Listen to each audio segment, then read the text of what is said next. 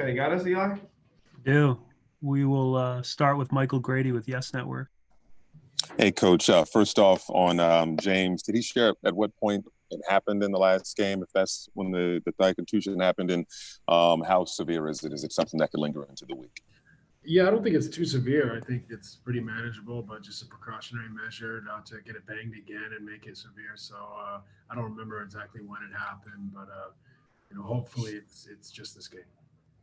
With the Amon Shumpert pickup, what do you like about his game, and what do you hope he brings to the table? Well, I think it's great to have a personality. He's gives our group some juice, energy, and life, which is important. And then I think he has a reputation of playing extremely hard, defending, doing the dirty work. So that's always positive to bring someone in who's got a lot of fight and competitive spirit. Greg Logan, Newsday. Steve, obviously Harden has done a phenomenal job of playmaking. How difficult will it be to adjust to his absence today with everybody finally getting used to the way he plays? Yeah, I mean it's it's a big hole to fill with all the things he does on the floor. He's a triple-double threat every night.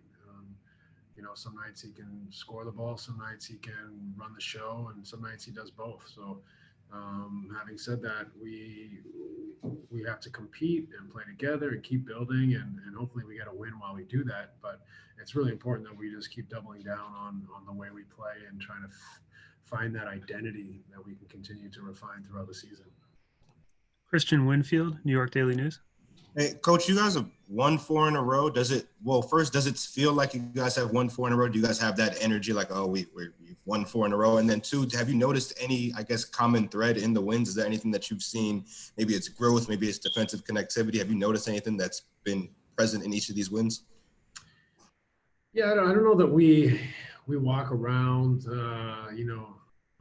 patting ourselves on the back for no. I think the expectations are high, and we're trying to become a better team throughout this year. So I don't think we're sitting here counting the victories. I think we're more of a group that is trying to set its sights on improvement every day. And so that's something that I think has impacted the winning, is that I think we have found little improvements offensively.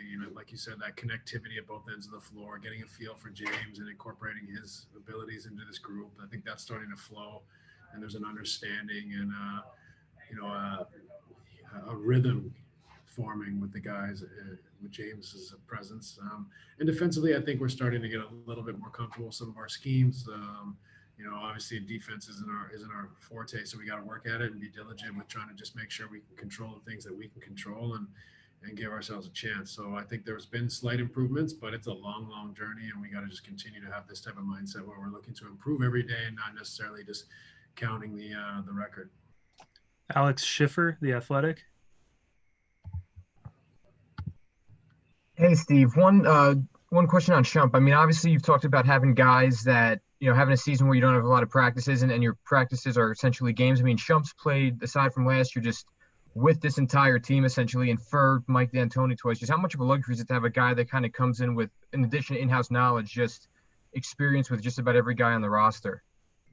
Yeah, I mean, I think that his personality will be important for us. Just someone that's been there, done that, and has familiarity with a lot of our players and the club. So, that's I think a nice segue or entry into his arrival. I think it gives him a leg up, and it gives everyone a level of comfort with him. So I'm excited for him to join us and and allow us to have another veteran on the roster that can influence our group.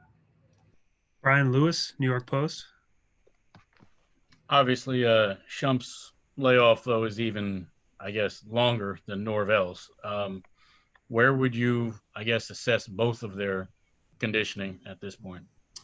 To be determined, and we had to fill the roster spots. So we're not saying, oh, these guys are going to come in and unbelievable condition and rhythm and change our group or change our outcomes. We had to fill it. We identified 2 guys that we think have value to our group and can help us even if they don't play. So we have to hopefully put them in a position where they can get themselves into a game shape and rhythm and see if they're able to help the team on the floor. But we think they're two guys that can help the team off the floor as well. So we feel comfortable with these two guys joining our team. Tom Dowd, BrooklynNets.com. Hey, Steve, the G League is kind of ramping up, obviously under some very different circumstances. So is the expectation that the two-way guys are going to stay with you guys, for the foreseeable future? I would guess so. It's to be determined, but we've been down bodies and then with the trade. So I think those guys are probably going to stick around, but I think it's also to be determined. Thanks, Coach. Appreciate your time. Okay, thanks everybody.